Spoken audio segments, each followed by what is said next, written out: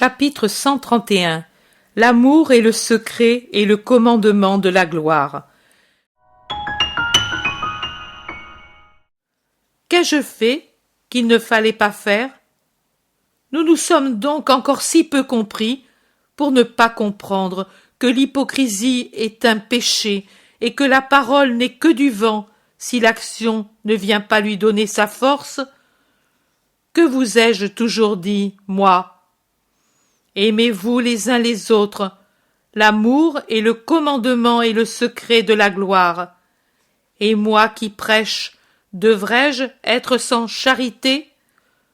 Vous donnez l'exemple d'un maître menteur? Non, jamais. Ô mes amis, notre corps est le dur noyau. Dans ce dur noyau est renfermée la pulpe, l'âme. En elle se trouve le germe que j'y ai déposé. Il est fait d'éléments multiples, mais le principal, c'est la charité. C'est elle qui fait office de levier pour ouvrir le noyau et libérer l'esprit des contraintes de la matière en l'unissant à Dieu qui est charité. On ne fait pas seulement la charité avec des paroles ou de l'argent, on fait la charité avec la seule charité, et que cela ne vous paraisse pas un jeu de mots. Moi, je n'avais pas d'argent, et les paroles ne suffisaient pas pour ce cas. Ici, il y avait 7 personnes au bord de la faim et de l'angoisse. Le désespoir avançait ses griffes noires pour saisir et noyer. Le monde s'éloignait, dur et égoïste, devant ce malheur. Le monde ne semblait pas avoir compris les paroles du Maître. Le Maître a évangélisé par le moyen des œuvres. J'avais la capacité et la liberté de le faire, et j'avais le devoir d'aimer pour tout le monde ces petits que le monde laisse sans amour. C'est tout cela que j'ai fait. Pouvez-vous encore me critiquer? Ou bien est-ce moi, en présence d'un disciple qui ne s'est pas scandalisé d'amener sa personne au milieu de la sciure et des copeaux pour ne pas abandonner le maître, et qui, j'en suis convaincu, me sera devenu plus attaché en me voyant penché sur le bois qu'il ne l'aurait été en me voyant sur un trône, et en présence d'un enfant qui m'a connu pour ce que je suis, malgré son ignorance, le malheur qui l'accable, et son absolue virginité de connaissance du Messie tel qu'il est en réalité. Ou bien, est-ce moi qui dois vous critiquer? Vous ne parlez pas, ne vous mortifiez pas seulement pendant que j'élève la voix pour redresser les idées erronées. C'est par amour que je le fais, mais mettez en vous le germe qui sanctifie et ouvre le noyau, où vous serez toujours des êtres inutiles. Ce que j'ai fait, vous devez être prêts à le faire, pour l'amour du prochain, pour amener à Dieu une âme. Aucun travail ne doit vous être trop lourd.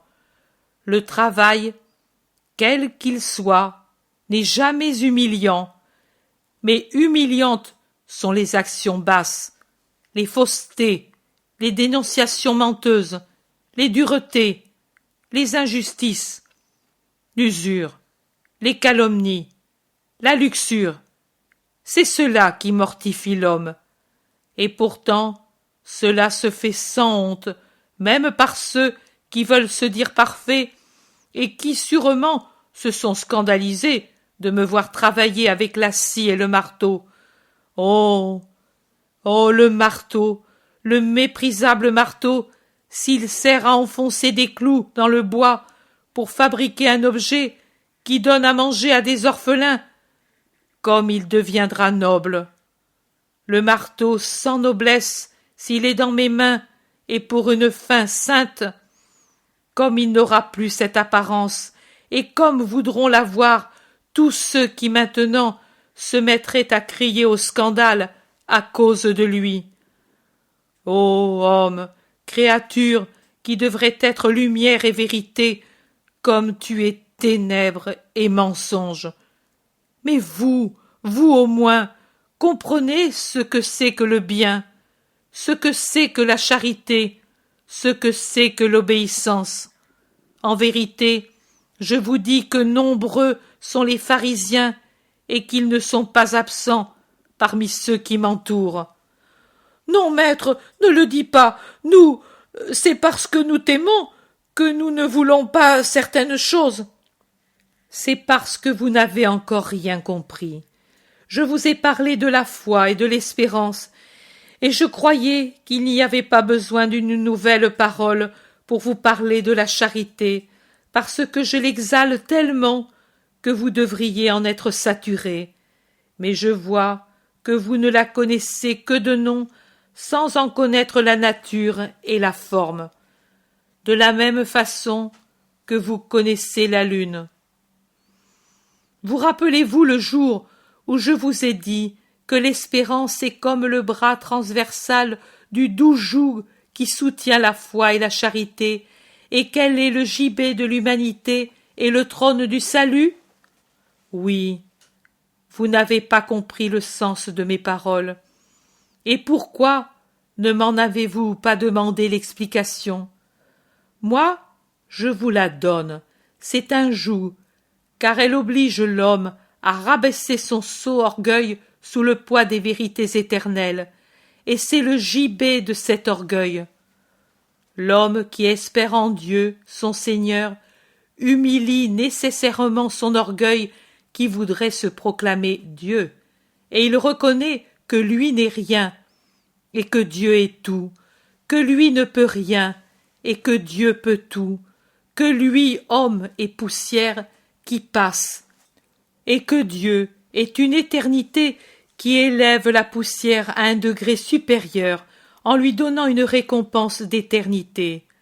L'homme se cloue à sa croix sainte pour rejoindre la vie, et s'il s'y trouve cloué par les flammes de la foi, de la charité, mais il est élevé vers le ciel par l'espérance qui est entre elles deux. Mais retenez cet enseignement. Si la charité fait défaut, le trône est sans lumière et le corps décloué d'un côté s'incline vers la fange parce qu'il ne voit plus le ciel. Il annule ainsi les effets salutaires de l'espérance et finit par rendre stérile la foi elle-même parce que, détaché de deux des trois vertus théologales, on tombe en langueur et dans un froid mortel. Ne repoussez pas Dieu, même dans les choses les plus petites, et c'est repousser Dieu que de refuser une aide au prochain à cause d'un orgueil païen. Ma doctrine est un joug qui fait plier l'humanité coupable, et c'est un maillet qui brise la rude écorce pour en libérer l'esprit.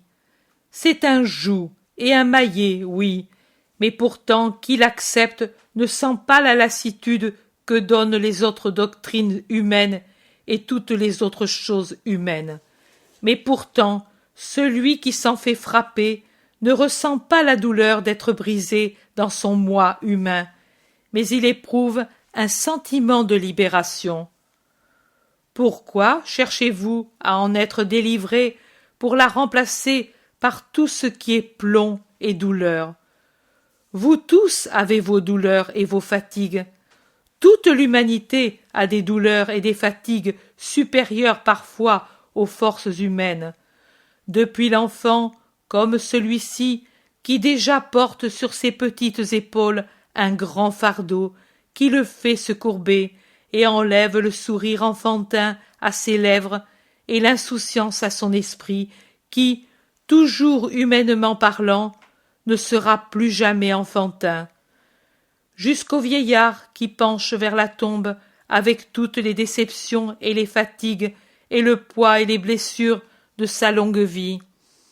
Mais dans ma doctrine et dans ma foi se trouve le soulagement de ces poids écrasants.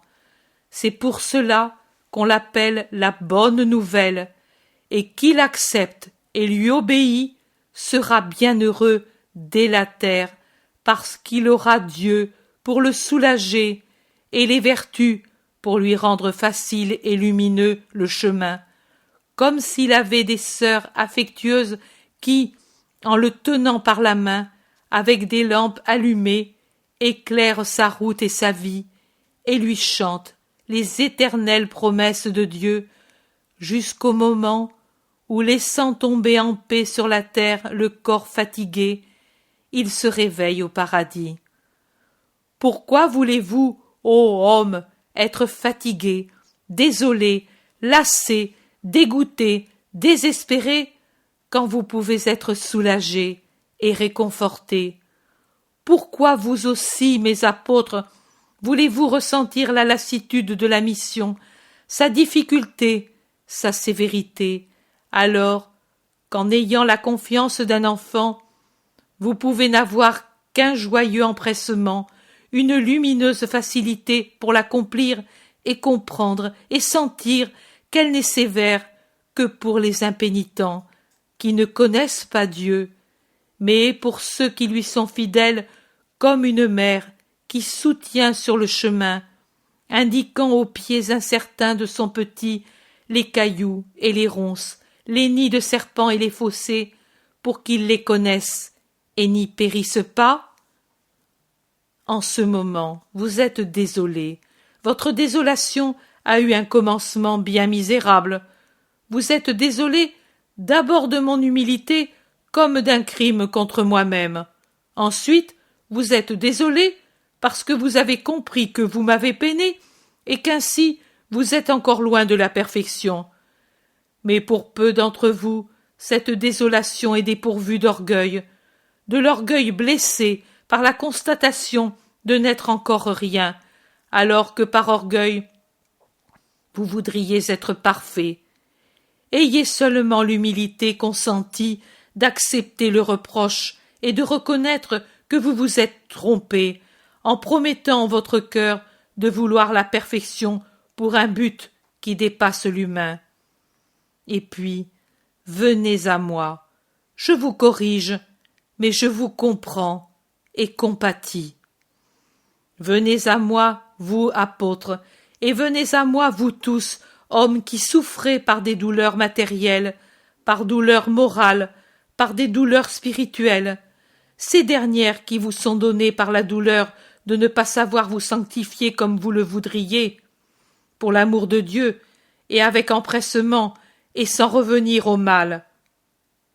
Le chemin de la sanctification est long et mystérieux, et parfois il s'accomplit à l'insu du voyageur qui s'avance dans les ténèbres avec le goût du poison dans la bouche et qui croit qu'il n'avance pas et ne boit pas le liquide céleste et qui ne sait pas non plus que cette cécité spirituelle est un élément de perfection. Bienheureux ceux, 3 fois bienheureux, ceux qui continuent d'avancer sans jouir de la lumière et des douceurs et qui ne cèdent pas parce qu'ils ne voient et ne sentent rien et qui ne s'arrêtent pas en disant « Je n'avance pas tant que Dieu ne me donne pas des délices. » Je vous le dis, le chemin le plus obscur deviendra très lumineux tout d'un coup en débouchant sur des paysages célestes. Le poison, après avoir enlevé tout goût pour les choses humaines, se changera en douceur de paradis pour ces courageux qui diront étonnés « Comment cela? Pourquoi pour moi une telle douceur et une telle joie? » C'est parce qu'ils auront persévéré, et Dieu les fera exulter dès cette terre de ce qu'il y a au ciel. Mais en attendant, pour résister, venez à moi, vous qui êtes fatigués et lassés, vous, apôtres, et avec vous tous les hommes qui cherchent Dieu, qui pleurent à cause de la douleur qu'ils rencontrent sur la terre, qui s'épuisent dans la solitude, et je vous restaurerai. Prenez sur vous mon joug. Ce n'est pas un fardeau, c'est un soutien. Embrassez ma doctrine, comme si c'était une épouse aimée. Imitez votre maître qui ne se borne pas à la bénir, mais fait ce qu'elle enseigne. Apprenez de moi, qui suis doux et humble de cœur. Vous trouverez le repos de vos âmes, parce que la douceur et l'humilité procure le royaume sur la terre et dans les cieux. Je vous l'ai déjà dit, que les vrais triomphateurs parmi les hommes sont ceux qui le conquièrent par l'amour, et l'amour est toujours doux et humble. Je ne vous donnerai jamais à faire des choses qui dépassent vos forces, parce que je vous aime, et que je vous veux avec moi dans mon royaume. Prenez donc mon insigne et mon uniforme, et efforcez-vous d'être semblable à moi, et tel que ma doctrine vous enseigne. N'ayez pas peur, parce que mon joug est doux, et son poids est léger, alors qu'infiniment puissante est la gloire dont vous jouirez si vous êtes fidèles. Infini et éternel. Je vous quitte pour un moment. Je vais avec l'enfant près du lac. Il trouvera des amis. Ensuite, nous romprons le pain ensemble. Viens, Joseph, je te ferai connaître les petits qui m'aiment.